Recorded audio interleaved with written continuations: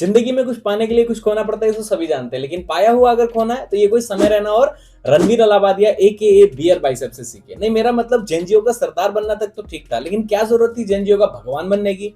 नहीं भाई, भगवान बनने के लिए भी तो तप और तपस्या और त्याग लगता है ना। भगवान श्री राम को ही देख लो, 14 साल की तपस्या लगी, माँ बाप का और अपने रिश्तों का त्याग करना पड़ा, तभी तो भगवान बने ना भाई।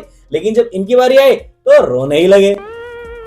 अब मैं इन 8 लोगों का कंपैरिजन भगवान श्री राम से नहीं कर रहा हूं, ये बस एक एग्जांपल है लोगों को समझाने के लिए। मैं बस ये कहना चाह रहा हूं कि इंडियाज गॉट टैलेंट, जिसे समय रैना होस्ट कर रहे थे, वो एक ऐसा शो है जिसमें डार्क कॉमेडी के नाम पे अश्लीलता फैलाई जाती है, ऐसा अब जाके लोगों का कहना है। क्योंकि इस शो के 2 पहलू हैं। अगर ये शो में अश्लीलता भरी हुई थी तो ये शो चल ही क्यों रहा था, और अगर ये शो में अश्लीलता भरी हुई थी तो ये शो टॉप पर कैसे पहुंचा भाई। बट प्रॉब्लम तब शुरू हुई है जब ये शो अलग अलग तरह से OTTs पर भारी पड़ने लगा, चाहे वो व्यूज के मामले में हो, चाहे वो डाउनलोड के मामले में हो, और चाहे वो कंटेंट के मामले में क्यों ना हो। ये शो हर तरीके से OTTs पर भारी पड़ रहा था। अब ये वीडियो ना तो समय रैना के अगेंस्ट है और ना ही समय रैना के सपोर्ट में है।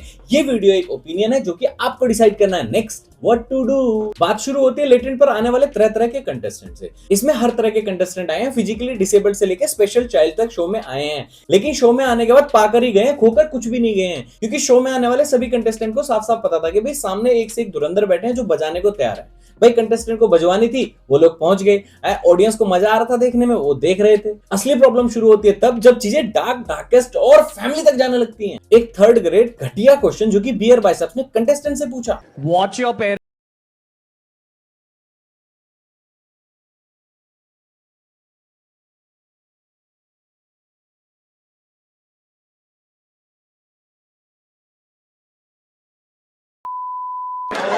वही ऐसा सवाल था जो कि सच बताऊं बियर बाइसेप्स का खुद का भी नहीं था। वो पास्ट में पता नहीं किस चूतिए ने ये सवाल किसी से पूछा था और वो उसका भी नहीं था।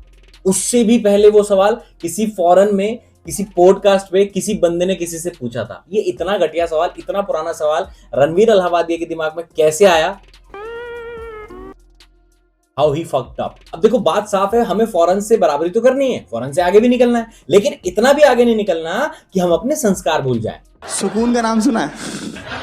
हाय हाय, इतना सुकून।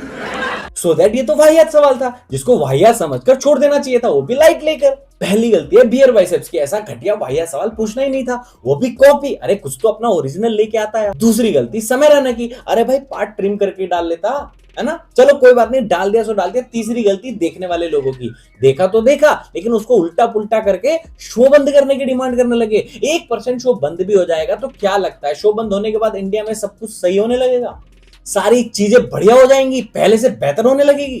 भाई चलने में तो इंडिया को द एस्केप रूम भी चल रहा है? चलने को तो अरमान मलिक भी चल रहा है, 2-2 बीवी 5-7 बच्चे करने की बातें चल रही हैं, और भी अश्लीलताएं और तरह तरह के वाहियात सवाल जवाब और चीजें चल रही हैं मार्केट में। Watch your parents have. Phone छोड़ के ना चीकू वर्कआउट कर ले, कितना मोटा होता जा रहा है। तुझे पता है तुझे लाखों बच्चे देखते हैं, क्या सीखेंगे वो? मम्मा मेरे वर्कआउट से कोई सीखे ना सीखे, इसको देख के क्या सीखेंगे मम्मा?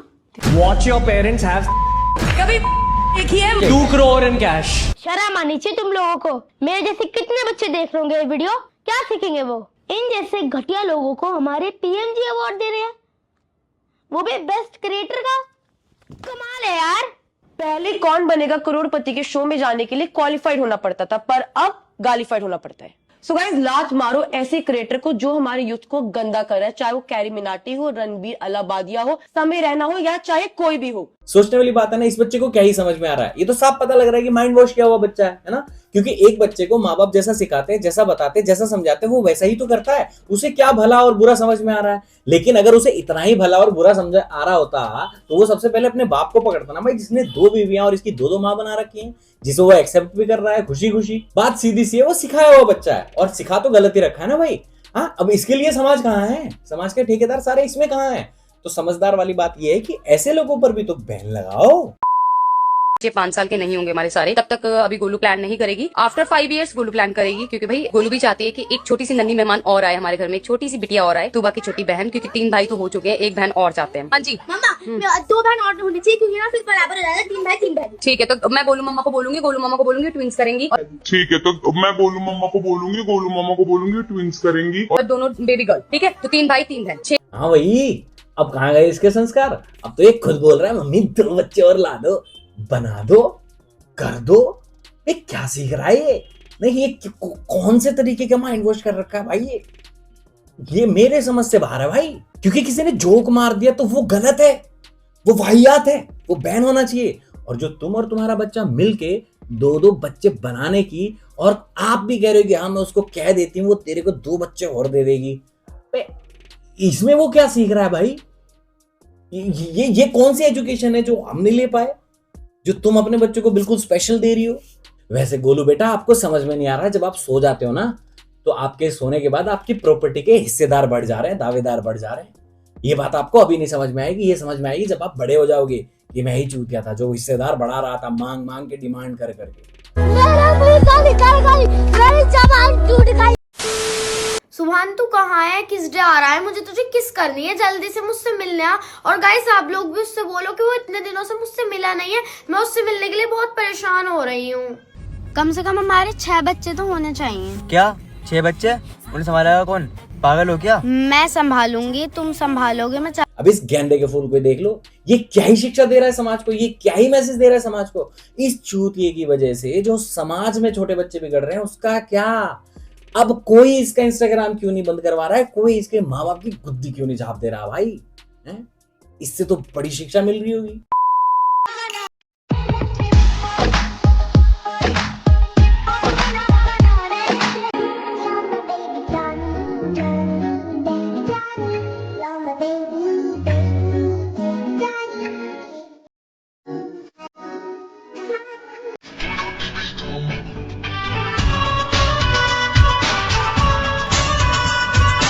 ये माँ बेटा है ना? ऐसे काम करने ही क्यों है जिसमें लिखना पड़े कि मॉम एंड सन? अरे माँ बेटा हो तो तरीके से रहो ना। समय रैना के शो पे एक बात बोली गई जिसका रियलिटी से दूर दूर तक कोई लेना देना नहीं है। अरे रियलिटी छोड़ो यार, बात भी कॉपी। बियर बाइसेप्स यार, बैंड जो थोड़ी शर्म तक कर लेता काका, इतना बड़ा क्रिएटर हो गया, तुम लाइन भी तुम्हारी वाह भी कॉपी है। और जिसका रियलिटी से वैसे भी कोई लेना देना नहीं, उस पे लोगों ने बवंडर बना दिया। और एक दूसरी तरफ जिधर ये माँ बेटा के नाम पे अश्लीलता की फैलाए जा रहे हैं और इसका किसी के पास है हल। ये कंटेंट पे कंटेंट दिए जा रहे हैं भाई, ये कर रहे हैं असली काम तो, लेकिन इसका सॉल्यूशन है किसी के पास? मेरे को मशरूम खानी है, मटर मशरूम खाना है, मटर मशरूम खाना है।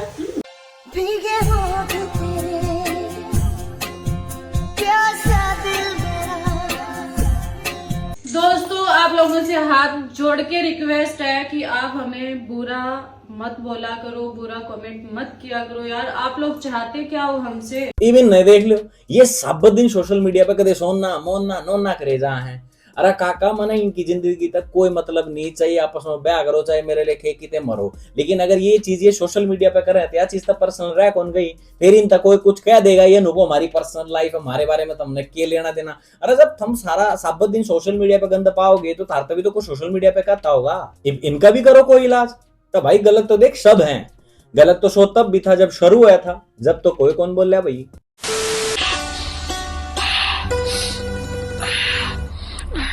अबे तू कितना भी एक्सरसाइज कर ले तेरा पेट कम नहीं होने वाला। एक्सरसाइज थोड़ी कर रही हो तो इस बिकलैंडी ने देख लो है, सब तो बड़ी डार्क तैयार भाई, और ऐसे भी और वैसे भी।